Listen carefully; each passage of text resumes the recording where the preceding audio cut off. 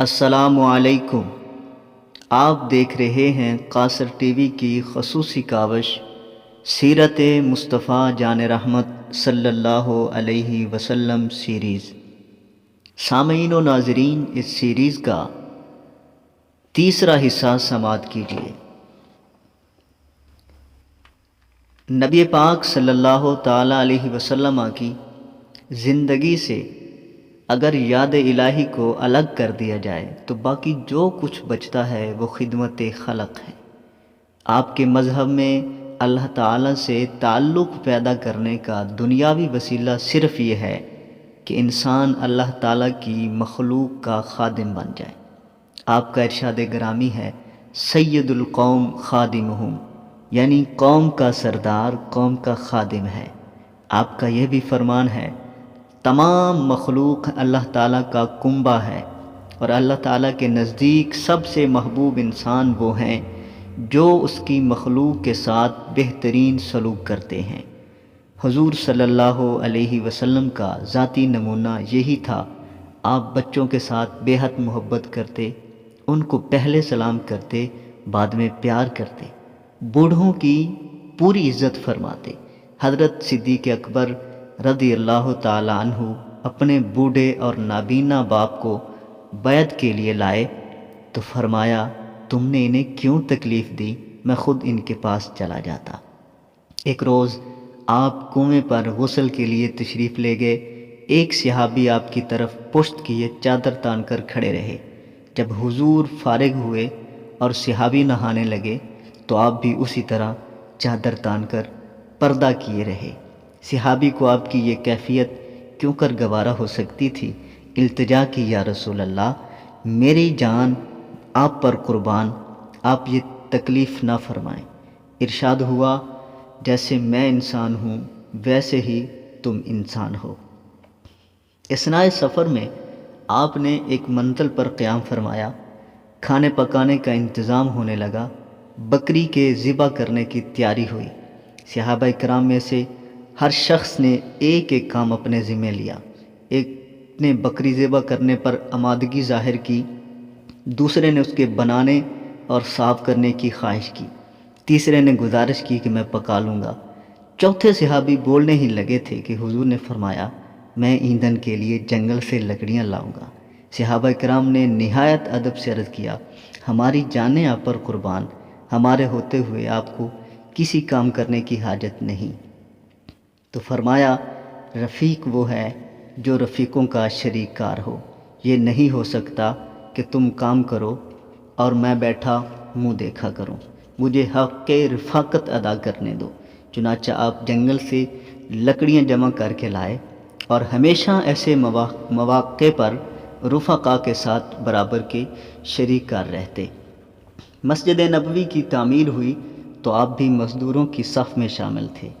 مٹی کھودتے اور ڈھوتے، اس قدر بھاری پتھر اٹھاتے کہ جسم مبارک لچک جاتا۔ عقیدت مند عرض کرتے، ہمارے ماں باپ آپ پر فدا ہوں، آپ چھوڑ دیں، ہم خود اٹھا لے جائیں گے۔ فرماتے، بہت اچھا، لیکن پھر ذرا سی دیر میں اسی وزن کا پتھر اٹھاتے اور کام کرنے والوں کی صف میں شامل ہو جاتے۔ جب مزدور تکان مٹانے کو رجز پڑھتے تو آپ بھی ان کے ساتھ آواز ملاتے۔ ایک دن حضور اکرم صلی اللہ علیہ وسلم کی جوتی کا تسمہ ٹوٹ گیا، درست فرمانے لگے تو ایک صحابی نے عرض کیا، حضور میں درست کرتا ہوں۔ فرمایا، یہ شخصیت پرستی مجھے پسند نہیں۔ غزوہ بدر کے موقع پر سواریاں کم تھیں، 3 آدمیوں کے حصے میں ایک ایک اونٹ آیا۔ حضور صلی اللہ علیہ وسلم نے بھی اپنے ساتھ 2 آدمی شامل کر لیے۔ ان دونوں نے عرض کیا، آپ سوار رہیں، ہم پیادہ چلیں گے۔ فرمایا، نہ تم مجھ سے زیادہ پیادہ چل سکتے ہو اور نہ میں تم سے کم ثواب کا محتاج ہوں۔ معمول تھا کہ رفع حاجت کے لیے اس قدر دور نکل جاتے کہ آنکھوں سے اوجھل ہو جاتے۔ مکہ معظمہ میں جب تک قیام تھا حدود حرم سے باہر چلے جاتے، جس کا فاصلہ مکہ معظمہ سے کم از کم 3 میل تھا۔ ایک دن حضور صلی اللہ علیہ وسلم مال غنیمت تقسیم فرما رہے تھے۔ اس وقت آپ کے ہاتھ میں پتلی سی لکڑی تھی۔ آپ نے ایک شخص کو ہٹایا، اتفاق سے لکڑی کا سرا اس شخص کے منہ پر لگ گیا اور خراش سی آ گئی۔ اسی وقت فرمایا مجھ سے انتقام لے لو۔ اس نے عرض کیا حضور میں نے معاف کیا۔ مصنفین یورپ کا عام خیال ہے کہ نبی پاک صلی اللہ تعالیٰ علیہ وسلم مکہ معظمہ میں پیغمبر تھے، مدینہ منورہ پہنچ کر بادشاہ بن گئے، لیکن واقعہ یہ ہے کہ آپ تمام عرب کے زیر نگیں ہو جانے پر بھی فاقہ کش رہے۔ وفات کے وقت آپ کی ذرہ ایک یہودی کے ہاں 3 سا جو پر گروی تھی۔ جن کپڑوں میں آپ نے وفات پائی ان میں اوپر تلے پیوند لگے ہوئے تھے۔ یہ وہ زمانہ ہے جب تمام عرب حدود شام سے لے کر عدن تک فتح ہو چکا اور مدینہ کی سرزمین میں سیم و زر کا سیلاب آ چکا ہے، لیکن آپ کے گھر میں اکثر فاقہ رہتا اور رات کو تو اکثر آپ اور سارا گھر بھوکا سو رہتا۔ حضرت سیدہ عائشہ صدیقہ فرماتی ہیں کبھی آپ کا کوئی کپڑا تہہ کر کے نہیں رکھا گیا، یعنی صرف ایک جوڑا کپڑے ہوتے جو پہنے رہتے۔ ابو سفیان اسلام سے پہلے جس قدر آپ کے مخالف تھے، غزوات نبوی کا ایک ایک حرف اس کا شاہد ہے۔ غزوہ بدر سے لے کر فتح مکہ تک جتنی لڑائیاں اہل اسلام کو لڑنی پڑیں ان میں سے اکثر میں ان کا ہاتھ تھا، لیکن فتح مکہ کے موقع پر جب وہ گرفتار کر کے لائے گئے اور حضرت عباس ان کو لے کر خدمت اقدس میں حاضر ہوئے تو آپ ان کے ساتھ محبت سے پیش آئے۔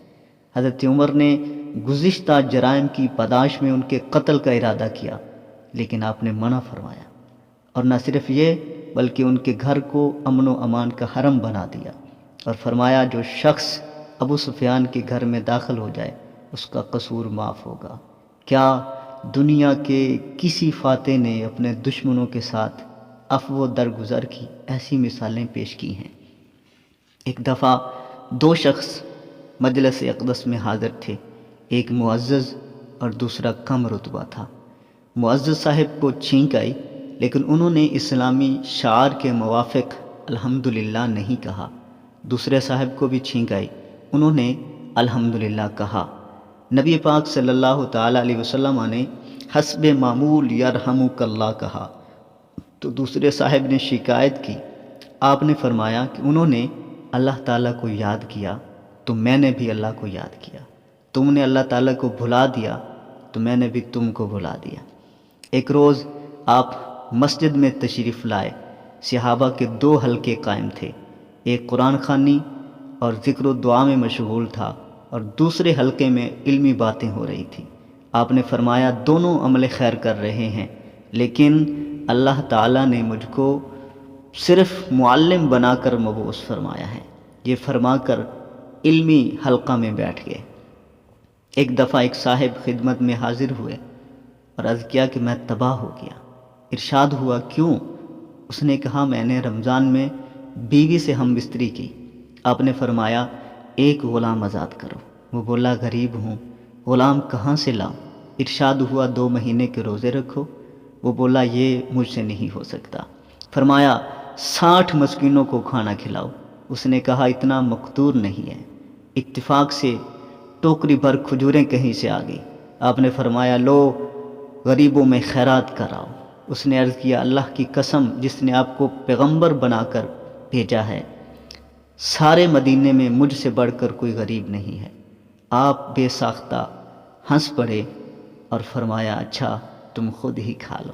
ایک دفعہ حضرت ابو ہریرہ نے عرض کی ہم جب خدمت اقدس میں حاضر ہوں تو دنیا ہیچ معلوم ہوتی ہے، لیکن جب گھر جا کر بال بچوں میں بیٹھیں تو حالت بدل جاتی ہے۔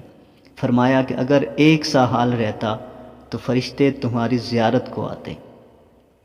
اللہ ایک دفعہ تحدیث نعمت کے طور پر فرمایا میں فصیح ترین عرب ہوں اور میں کلمات جامعہ لے کر مبعوث ہوا ہوں۔ حضرت انس فرماتے ہیں اثناء تقریر میں آپ نے فرمایا اے لوگو جو میں جانتا ہوں اگر وہ تم جانتے تو ہنستے کم اور زیادہ روتے۔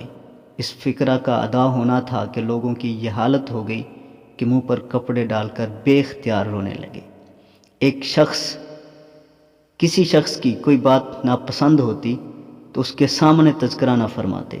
ایک دفعہ ایک صاحب زرد کپڑے پہنے حاضر خدمت ہوئے، آپ نے کچھ نہیں فرمایا۔ جب وہ چلے گئے تو لوگوں سے کہا ان سے کہہ دینا یہ رنگ دھو ڈالیں۔